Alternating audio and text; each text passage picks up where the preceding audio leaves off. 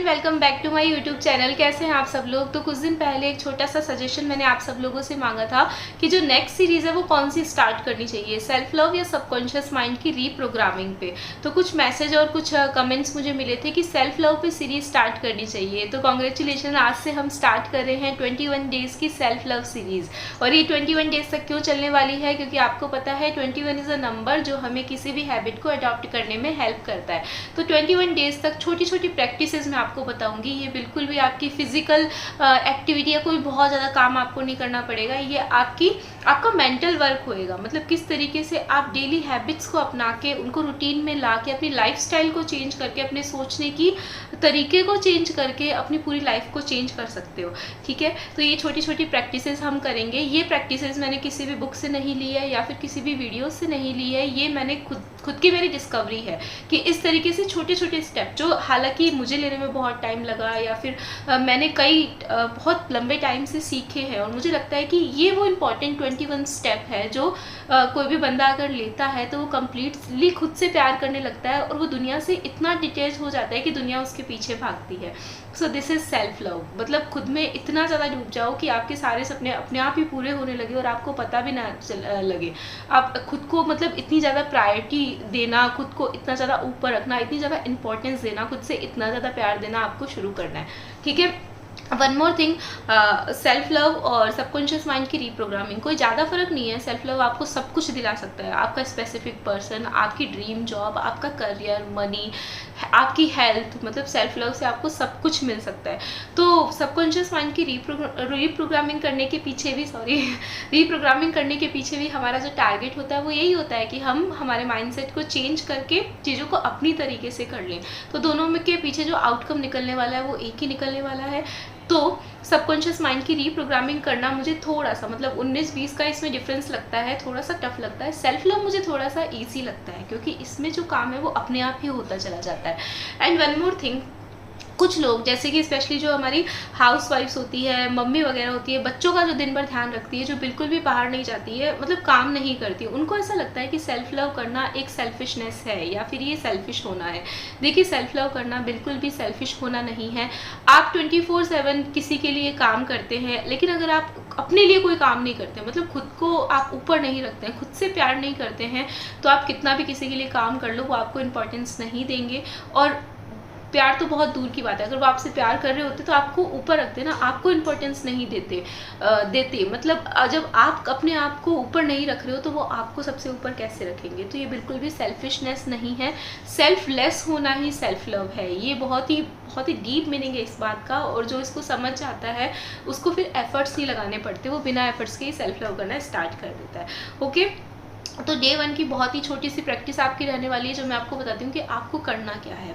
सो आपको first of all तो ये बिल्कुल नहीं सोचना है कि मैं सेल्फिश हो रहा हूँ। आपको सेल्फिश होना पड़ेगा। आपने वो मूवी देखी है जब वी मेट, उसमें वो कैरेक्टर जो था, गीत जो था करीना कपूर का, वो खुद से कितना ज़्यादा प्यार करती थी, और जब तक वो खुद से प्यार करती थी तब तक उसकी लाइफ में सब सेट था। मतलब दुनिया चाहे उसके अराउंड कुछ भी कर रही थी, घर वाले उसकी शादी के लिए तैयार थे नहीं थे, लेकिन स्टिल वो बहुत ज़्यादा खुश रहती थी। लेकिन जब उसने खुद से ज़्यादा किसी को प्यार करना चाहा, उस किसी और को ज़्यादा प्यार करना स्टार्ट किया, तो उसकी लाइफ में वो सारा मैसअप होना स्टार्ट हो गया और धीरे धीरे इतनी पॉजिटिव लड़की इतनी नेगेटिव सिचुएशन में चली गई।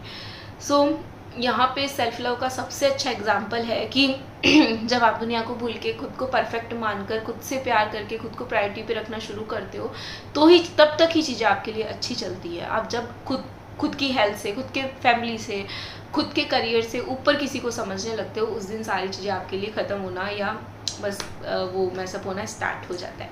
ठीक है, बहुत छोटी सी प्रैक्टिस मैं आपको बताती हूँ कि आपको क्या करना है। फर्स्ट ऑफ ऑल, ये बिल्कुल नहीं समझना कि मैं सेल्फिश हो रहा हूँ, ये बिल्कुल ही मेरा एक फंडामेंटल राइट है जो सबको करना ही चाहिए, यही सोच के करना है।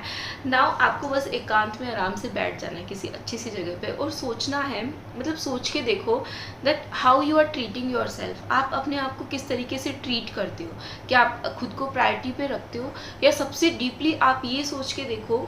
अगर आपको समझ में नहीं आता ना कि मैं किस तरीके से सोचूं, तो अपने थॉट्स को लिखना स्टार्ट करो।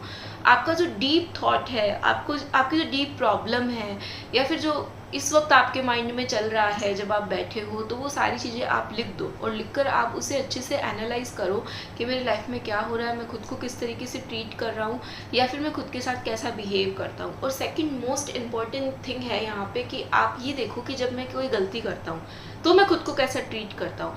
क्या आप किसी भी एक गलती के लिए अभी तक अपने आप को ब्लेम करते आ रहे हैं? आप कंटिन्यूसली ब्लेम करते हैं कि ये जो मैं हूँ जिसकी वजह से सब कुछ गलत होता है, मुझसे कोई भी चीज़ हैंडल नहीं हो रही है। या फिर आप ये समझते हैं कि हाँ ये मेरी गलती थी और इससे मैंने बहुत कुछ सीखा, now it's time to move on and learn something else.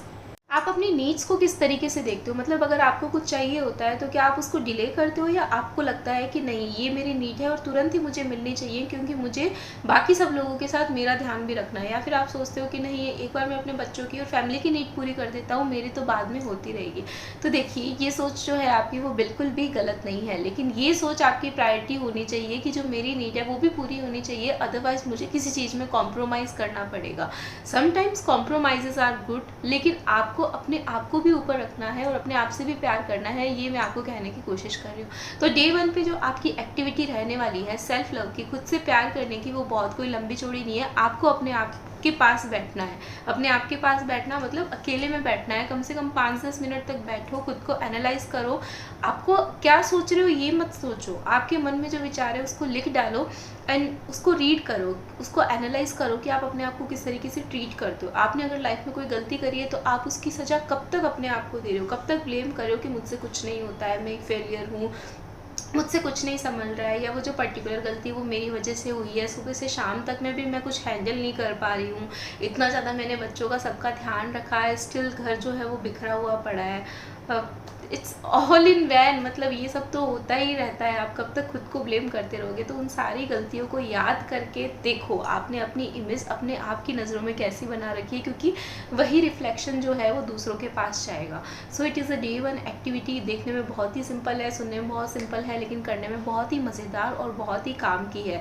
जब आप एनालाइज करोगे कि आप खुद को कैसे ट्रीट करते हो तो आपको आपके आंसर्स मिल जाएंगे कि मैं मतलब खुद की सोल को कितना ज़्यादा परेशान कर रहा हूँ। It is a part of meditation. जब हम मेडिटेशन करते हैं तो एक्चुअली हम क्या करते हैं कि हम अपने आप को देखने की, अपनी सोल में झांकने की कोशिश करते हैं कि वो क्या है और वो कैसा फील कर रही है। और पता है मेडिटेशन का रिजल्ट निकलता है जिसमें हमें पता चलता है कि हम किसी और को हर्ट ना करके हम अपनी सोल को हर्ट कर रहे हैं, है ना। और उसमें हम क्या करते हैं कि सेल्फ हीलिंग करते हैं, अपनी सोल को ठीक करने का काम करते हैं। जब जैसे जैसे हमारी सोल ठीक होती है, हैप्पीनेस अपने आप अट्रैक्ट होने लग जाती है। तो मेडिटेशन ना करके अगर हम थोड़ा सा सेल्फ लव कर ले तो बहुत सारा मेडिटेशन का जो रिजल्ट है वो हमको इसी से मिल जाएगा। So this was a simple video. I hope आपको पसंद आएगा। कोई सजेशन हो तो प्लीज़ कमेंट बॉक्स में ज़रूर बताएं। अपनी प्रॉब्लम्स मेरे साथ शेयर करते रहें, मेरे साथ जुड़े रहें। देखने सुनने के लिए बहुत बहुत शुक्रिया। Bye bye, have a nice day.